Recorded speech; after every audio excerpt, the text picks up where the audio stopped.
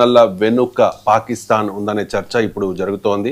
Pakistan funding మాత్రం చేయడమే కాదు, దాంతోపాటు ఒక 480 సోషల్ మీడియా ఖాతాల ద్వారా అంటే ఈ fake news, fabricated news, AI videos circulate చేసింది భారత్లో.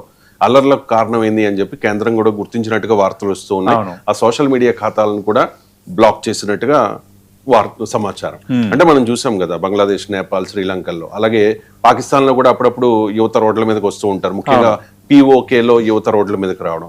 దాంతో కంపేర్ చేస్తూ భారత్ లో కూడా ఒక అస్థిరత ఉన్నది అని చెప్పేసి చూపించే ప్రయత్నం పాకిస్తాన్ న్యూస్ ఛానల్స్ చేశాయి. అండ్ పాకిస్తాన్ సోషల్ మీడియా ఖాతాల ద్వారా భారత్లో కూడా ఒక విషం చెమ్మే ప్రయత్నం అయితే జరిగింది. ఎటకేలకు కేంద్రం గుర్తించింది, ఆ సోషల్ మీడియా ఖాతాలను అయితే బ్లాక్ చేయడం జరిగింది. అంటే భారతీయ జనతా పార్టీ నాయకుల వెర్షన్ ప్రకారం విదేశీ శక్తుల హస్తం ఉంది అని చెప్పేసి, ఆ విదేశీ శక్తుల్లో పాక్ కూడా ఉందా, ఏమంటారు? అంటే మనం ముందు టాపిక్ లో మాట్లాడుకున్నాం, ఖచ్చితంగా విదేశీ శక్తుల ప్రమేయం ప్రవాక్యం లేకుండా లేదు. రెండోది, ఇలాంటి ఉద్యమాలు, ఇలాంటి ఆందోళన దేశంలో జరిగేటప్పుడు ఖచ్చితంగా వాళ్ళందరూ వాలిపోతారు. ఎందుకంటే దేశాన్ని ఏదో ఒక రీతిని అస్థిరపరచాలన్న ఏకైక మోటో పూర్తి స్థాయిలో ఉన్న ఏకైక దేశం పాకిస్తాన్. అంటే వాణిజ్యపరంగా దేశాన్ని దెబ్బ కొట్టాలి, భారతదేశం ఆర్థిక పరంగా ఎదుగుదల పరంగా దెబ్బ కొట్టాలన్న వ్యూహాలు ఎక్కువగా కొంత చైనా, అమెరికా వైపు నుంచి ఉండొచ్చు. కానీ పాకిస్తాన్ది ఏకైక లక్ష్యం 1 to 100 ఏకైక లక్ష్యం ఏంటంటే దేశాన్ని ఏదో ఒక రకంగా అస్థిరపరచాలి, దేశంలో ఏదైనా ఆందోళన జరిగితే దాన్ని పెద్దది చేయాలి, అక్కడ గందరగోళం చేయాలి, అక్కడ అయోమయ వాతావరణాన్ని దేశంలో సృష్టించాలి. ఇలాంటి తరహా ఆలోచనలతో పాకిస్తాన్ ఉంటుంది. అయితే Delhi police special intelligence wing ఆఫీసులో అంతా ప్రశాంతంగా ఉందనుకున్నప్పుడు అనుకోకుండా సైబర్ సెల్ సెంట్రల్ సిస్టమ్స్ ఒక్కసారిగా రెడ్ అలర్ట్స్ బ్లింక్ అవడం ప్రారంభమయ్యాయి. ఇదేంటంటే ఆన్లైన్ వరల్డ్లో ఒక సోషల్ మీడియా స్పేస్లో ఏదో ఊహించిన పెద్ద ప్రకంపన జరగబోతోంది అన్న అనుమానం దీంతో కొంత అధికారులకు వచ్చింది. దాంతో ఈ వేగంగా కదిలే డేటా ప్రాసెసింగ్ చూసి ఆఫీసులు కూడా అలర్ట్ అయ్యారు. వెంటనే deep web, X, Facebook, WhatsApp వంటి మేజర్ సోషల్ మీడియా ప్లాట్ఫామ్స్పై పోలీసులు నిఘా పెట్టిన నేపథ్యంలో కొన్ని అంశాలు ఇప్పుడు బయటపడుతున్నాయి.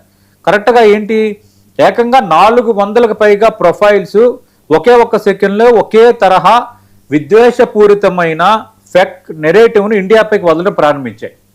సడన్గా ఒక 400 పైగా ప్రొఫైల్స్, అంటే ఫర్ ఎగ్జాంపుల్ మన దగ్గర ఫేస్బుక్ పేజీలు ఉన్నాయనుకోండి, అలాంటి ఒక 400 పేజీలు ఇంక కంటిన్యూగా మెసేజ్, అవన్నీ ఏంటి, దేశాన్ని అస్థిరపరిచేటట్టుగా, ఒక ప్రొవోక్ చేసేటట్టుగా ఉన్నాయి. దాన్ని అయితే కనుక్కున్నారు.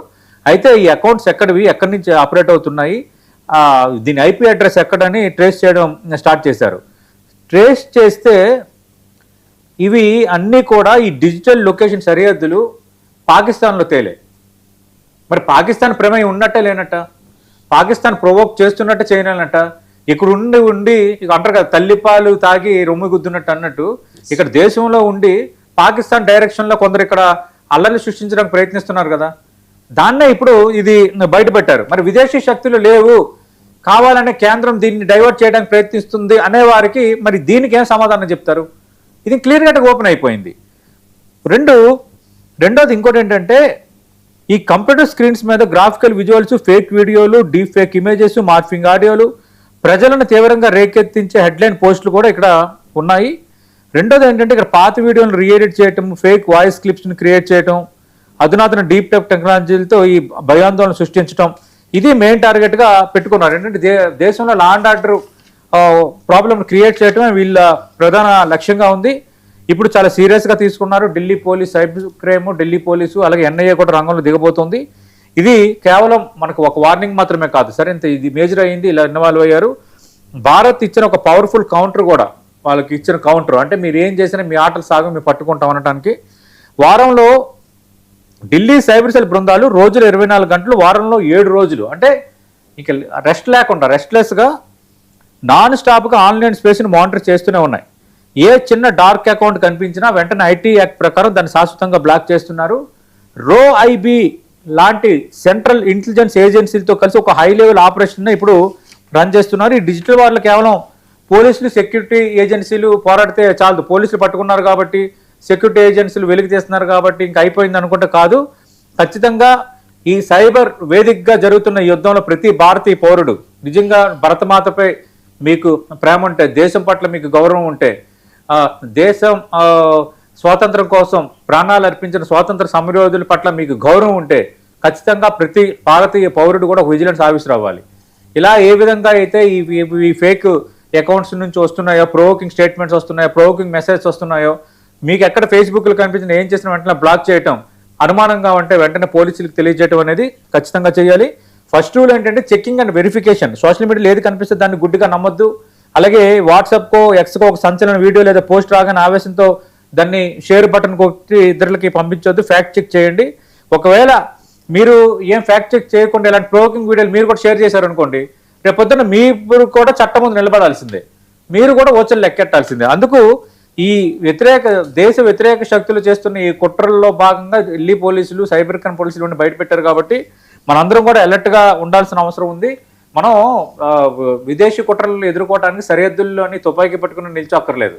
ఇక్కడ కూడా మనం అలర్ట్ గా ఉండి దేశంపై ప్రేమ ఉంటే ఆ యుద్ధంలో పాల్గొనాలి.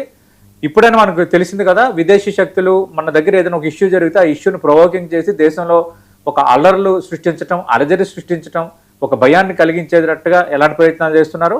అందుకు ప్రతి భారతీయుడు అలర్ట్గా ఉండాలి. ప్రతి భారతీయుడు విధిగా తన బాధ్యత నిర్వర్తించాలి. రైట్. సతీష్ గారు, కేంద్ర కేబినెట్ ఒక